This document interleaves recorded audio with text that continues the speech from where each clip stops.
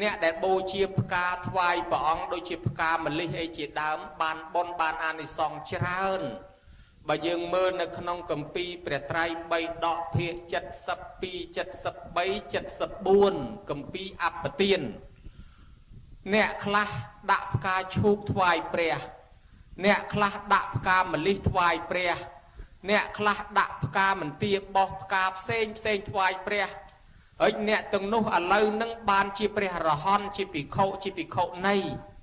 ហើយពោលគាថាម្នាក់មួយក្នុងថេរគាថាធរិគាថាថាខ្លួនដែលមាននិស្ស័យជួបជាមួយព្រះបាននៅបដិសម្ពិទាបានត្រាស់ដឹងធម៌បានរួចចាក់ទុកនឹងក៏មកពីអានិសង្សដែលខ្លួនបានដាក់ផ្កាថ្វាយព្រះពីជាតិមុននោះដែរមានច្រើនហើយអានិសង្សបានផលក្នុងបច្ចុប្បន្នដូចជានាយមាលាកាគេឲ្យយកផ្កាម្លិះយកទៅថ្វាយស្ដេចប្របាទពំពិសា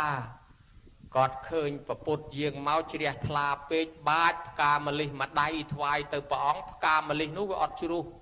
វានៅហើពីលើព្រះអង្គនឹងជ្រះថ្លាពេកព្រាចមួយដៃទៅទៀតផ្កាម្លិះនោះអត់ជ្រុះទៀតនៅតែកលឹងព្រះអង្គដូចឃ្មុំកាហាយទឹកចឹងឯងគាត់ជ្រះថ្លាព្រឺរួមព្រឺស្បែកត្រេកអរណាស់រីឯប្រពន្ធនោះភ័យខ្លួនហ្មងប្តីអញប្តេសផ្ដាស់គេឲ្យយកផ្កាទៅថ្វាយស្ដេចឯងយកទៅថ្វាយព្រះជាមើលតែដឹងដល់ស្ដេចកបត់កហើយគេកាត់កចោលហើយបើអញ្ចឹងបើមានរឿងស្ដេចបហាជីវិតអីក៏មកជាប់ពាក់ព័ន្ធដល់ឯងអញ្ចឹងទៅប្រកាសប្រជាជនឲ្យដឹងសិនថាខ្ញុំលែងប្តីទៅប្រាប់គេថាបងប្អូនអើយខ្ញុំលែងប្តីហើយប្តីខ្ញុំនឹងខ្ញុំអត់មានពាក់ព័ន្ធអីគ្នាទេលែងគ្នាហើយហើយបើសិនជាមានរឿងគេសម្លាប់ប្តីអីជាកុំឲ្យគេសម្លាប់ដល់ឯងថាលែងគ្នាមានអីដល់តែដឹងដល់ប្របាទពំពិសាលោកជ្រះថ្លាបន្ថែមឲ្យទ្រព្យសម្បត្តិតម្លើងយុស័កបន្ថែមទៀតប្រពន្ធខកចិត្តទៅទេចាខ្ញុំមើលណាចឹងហើយមានទេវបុត្រទេវធីតាជាច្រើនដែលបានទៅកើតក្នុងឋានសួគ៌មានរូបស្អាតដោយសារថ្វាយផ្កានឹងដែរដូចជានាងម្នាក់នោះទេវធីតាម្នាក់នោះស្អាតណាស់មានសម្លៀកបំពាក់ពណ៌លឿងខ្ចីដ៏ស្រស់ហើយព្រះមហាមោគលានសួរថាមនាលនាងទេវធីតាកាលនៅជាមនុស្សធ្វើបុណ្យអីបានជាកើតមកទេវធីតាមានពណ៌ស្រស់ខ្ចីស្អាតយ៉ាងហ្នឹងនាងថាខ្ញុំព្រះអង្គមិនចង់ហ៊ានប្រាប់សោះព្រោះបុណ្យនឹងវាតិចពេកចង់ដឹងអាបុណ្យតិចនឹងធ្វើម៉េចថាដាំអនងហើយបលឹមឡើងឃើញអនងចេញផ្កាចុះមកមិនតាន់លុបមុខផងទៅកាច់ផ្កាអនងថាយកទៅបូជាស្ថានធ្នោបតូបបច្ចេកដីលើទួលមួយដែលគេតម្កល់ព្រះសរីរិកធាតុនៅក្បែរផ្ទះហ្នឹងដើរយកទៅថ្វាយមិនតាន់ទាំងដល់ផងគោឬវិជុលស្លាប់មកបានមកកើតជាទេវធីតាមានពណ៌សម្បុរស្រស់ស្អាតបានសម្បត្តិទឹកមកប៉ុណ្ណឹងហ្នឹងណាបានលោកឃើញថាអស្ចារ្យណាស់សេចក្តីជ្រះថ្លាជាមួយព្រះសម្ពុទ្ធអញ្ចឹងបានពណ៌សម្បុរស្រស់ស្អាតល្អដោយសារការថ្វាយផ្កាក៏មានការនិយមថ្វាយផ្កាជាហូរហែមកចឹងយើងមើលឃើញរឿងរ៉ាវថ្វាយផ្កានេះមានជាច្រើនក្នុងពុទ្ធសាសនានេះរយផ្កាមន្ទាបោះរយផ្កាម្លិះថ្វាយព្រះអង្គឯហ្នឹងប៉ុន្តែគេនិយមថាអញ្ចេះគេថាបើថ្វាយផ្កាស្រស់ផ្កាកំពុំគេប្រាថ្នាឲ្យបានប្រពន្ធកំមុំបើបានប្តីកំឡោះហើយបើថ្វាយអាផ្កាក្រៀមបានប្រពន្ធចាស់បានប្តីតាគេតណាលពីនាងអមិតថតានិងតាជូជក់ញោមញៀនដែលស្គាល់តាជូជក់ដែរតាជូជក់បានប្រពន្ធកំមុំស្អាតនាងអមិតថតា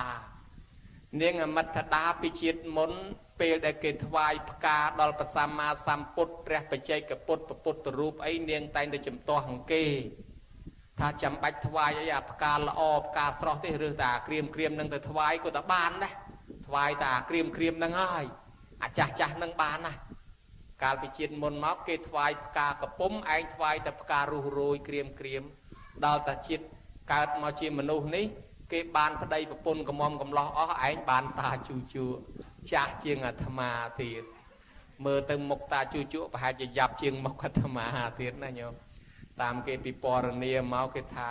chẳng chỉ ni cái lẹ đôi con tục khoai này liền thái đôi này cái đám bục mọt sầm mềm sầm mám đôi giờ đưa xây cái cún ấu đấy đi cái chanh chè cha hỏi sạch đom nông phơi pong cái pong ở đâyจะđọc gì nhà vô đôi thái nông tôm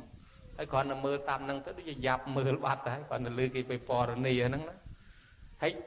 nắng cái thà niềng ban cao chiêm mนุษย์ได้ตอนแต่บานประเดี๋ยวจ่าเชียงเก็บมาปิดไฟประกาศจ่าเจาะดอลกิธาตาตุชูใบปูเตอร์คราวโนเนียงบานประเดี๋ยวกำลังวิ่งมาดองกันต้องมาได้กิธาเปลคราวเนียงพญะคลวนตาเปลคราวมวยติดเนียงพญะคลวนตาอ๋ออันยังมันได้บานไฟประกาศละอองเกซอกไฟแต่ประกาศกับจ่าหาเลิกรอบประกาศสระเตอร์ไฟมาดองจังตาบานปิดอดปิดตาชูใบปูเตอร์บานประเดี๋ยวคราวเตอร์กำลังสะอาดมาดองวิ่งได้จังโยมยิดโยลตามนั่งเธอไม่เธอเตอปันได้ประหยัดแต่ดำมานูงเตอเล่นเคยอย่านูงจันประกาศเบยร์ทวายเปรียออกคันสล้อนะโยมอดพลายอดบานพลายโกนชงอลตีได้ลูกน้ำมาเตสนาไอ้ไม้เบกานูงอหันลิ้นหัวแต่พลายก็ดับมวยบานตกสล้อกลากองโยมมวยกลมลือแต่ทาบานอันนี้สองชั้นเบออกคันพลาย